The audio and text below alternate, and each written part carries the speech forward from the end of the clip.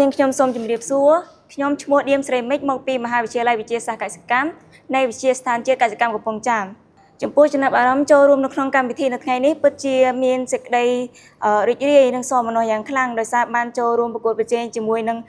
ក្រុមសិស្សច្បងក៏ដូចជាទទួលបានបទពិសោធន៍ថ្មីនិងភាពក្លាហានបន្ថែមជាពិសេសគឺទទួលបាននៅបទពិសោធន៍នៃការស្រាវជ្រាវការធ្វើការងារជាក្រុមទទួលបាននៅចំណេះដឹងបន្ថែមទាក់ទងនឹងគ្រឿងញៀនដែលពួកយើងពុំធ្លាប់បានដឹងពីមុនដើម្បីជៀសផុតពីថ្នាំញៀនគឺផ្ដើមចេញពីខ្លួនឯងជាមុនសិនគឺប្រាជ្ញាចិត្តតាំងចិត្តយ៉ាងមុតមមឲ្យជៀសឆ្ងាយពីគ្រឿងញៀនហើយបន្ទាប់មកគឺយើងកុំចង់សាកល្បងកុំចង់ដឹងពីការប្រើប្រាស់គ្រឿងញៀនហើយកុំសេពគប់ជាមួយអ្នកប្រើប្រាស់គ្រឿងញៀន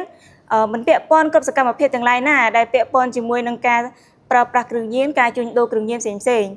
ដើម្បីទប់ស្កាត់បញ្ហាគ្រឿងញៀនឲ្យមានប្រសិទ្ធភាពគឺយើងទាំងអស់គ្នាគ្រប់វ័យគ្រប់មជ្ឈដ្ឋានត្រូវតែចូលរួមទាំងអស់គ្នាព្រោះបញ្ហាគ្រឿងញៀននេះវាមិនមែនជាបញ្ហារបស់បុគ្គលណាម្នាក់ទេប៉ុន្តែវាជាបញ្ហាមួយដែលជាបញ្ហារួមត្រូវការមនុស្សគ្រប់វ័យគ្រប់មជ្ឈដ្ឋានក្នុងការចូលរួមដោះស្រាយវាក្នុងនាមយើងជានិស្សិតគឺត្រូវប្រាប់ខ្លួនឯងត្រូវផ្ដើមចេញពីខ្លួនឯងជាមុនសិនថាយើងមិនត្រូវពាក់ព័ន្ធជាមួយនឹងគ្រឿងញៀនគ្រប់សកម្មភាពទាំងអស់ជំរាបសួរនាងខ្ញុំឈ្មោះខឿនស៊ូរីមកពីវិទ្យាស្ថានជាតិកសិកម្មកំពង់ចាមសម្រាប់នាងខ្ញុំជាយុវជនក្នុងសម័យថ្មីនេះពិតជាមានសេចក្តីរីករាយសោមនស្សយ៉ាងក្រៃលែងដែលបានចូលរួមក្នុងការប្រកួតប្រជែងពាក់ព័ន្ធជាមួយនឹងការផ្សព្វផ្សាយអំពីគ្រឿងញៀនមានវិធានការជាច្រើនដើម្បីចូលរួមទប់ស្កាត់ពីការប្រើប្រាស់គ្រឿងញៀននេះបើសម្រាប់នាងខ្ញុំគិតថាទី1គឺលោកគ្រូអ្នកគ្រូគឺគាត់មានឥទ្ធិពលខ្លាំងមែនទែនក្នុងការចូលរួមដើម្បីផ្សព្វផ្សាយពីបញ្ហាគ្រឿងញៀននេះទី2គឺកូនសិស្សបានន័យថាបន្ទាប់ពីលោកគ្រូអ្នកគ្រូគឺកូនសិស្សគឺគាត់ត្រូវតែចូលរួមសហការជាមួយនឹងលោកគ្រូអ្នកគ្រូផងដែរហើយបន្តមកទៀតគឺអាជ្ញាធរពាក់ព័ន្ធបានន័យថាទាំង3ហ្នឹងគឺគាត់ចូលរួមសហការគ្នាដើម្បីចុះផ្សព្វផ្សាយទៅដល់ប្រជាពលរដ្ឋទៅដល់យុវជនដែលគាត់អាចបានទទួលការអប់រំអត់បានចូលសាលាឲ្យគាត់បានយល់ដឹងពីបញ្ហាប៉ះពាល់នៃគ្រឿងញៀននេះផងដែរសម្រាប់នាងខ្ញុំក្រោយពីបញ្ចប់កម្មវិធីនេះអីដែលខ្ញុំអាចចូលរួមបានគឺតាមរយៈការចូលរួមផ្សព្វផ្សាយគឺទៅដល់មនុស្សជុំវិញខ្លួនរបស់ខ្ញុំសិនបានន័យថានៅពេលដែលខ្ញុំរស់នៅជាមួយពួកគាត់គឺខ្ញុំមើលតាមរយៈសកម្មភាពរបស់ពួកគាត់ទោះបីជាយើងអាចដែលជួបអ្នកដែលធ្លាប់ប្រើប្រាស់គ្រឿងញៀនប៉ុន្តែយើងដឹងថាអាកប្បកិរិយារបស់គាត់ហ្នឹងគឺខុសប្លែកពីធម្មតាអញ្ចឹងយើងអាចសាកសួរនាំគាត់យើងអាចសួរយោបល់គាត់យើងអាចសួរសុខទុក្ខគាត់តើគាត់ប្រហែលថ្ងៃនេះគាត់ទៅជួបណាគេខ្លះហើយអ្នកដែលគាត់ជួបហ្នឹងជាពីណាគេអញ្ចឹងតើបានថាយើងត្រូវសិក្សាស្វែងយល់ពីស្ថានភាពដែលគាត់កំពុងតែកាត់ឡើងបច្ចុប្បន្នហ្នឹងគឺយើងអាចអូសទាញគាត់ដើម្បីឲ្យគាត់ឃ្លាតឆ្ងាយពីបញ្ហាហ្នឹងដែរ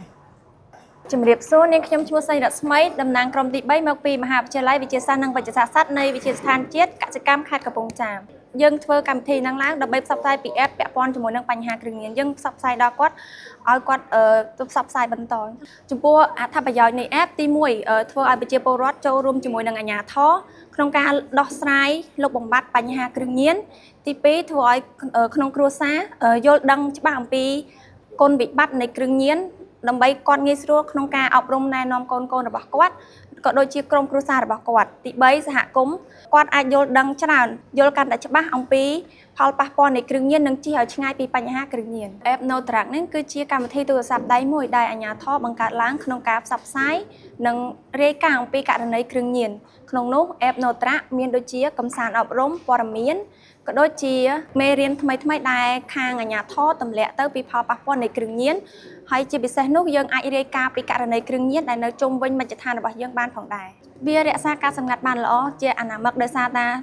app នេះយើងគ្រាន់តែ download យើងអាចប្រើប្រាស់បានពុំទាមទារលេខទូរស័ព្ទទីតាំងឬក៏ email របស់អ្នកប្រើប្រាស់ឡើយយើងខ្ញុំសូមសនំពរទៅដល់បងប្អូនទាំងអស់គ្នាចូលរួមសហការក៏ដូចជា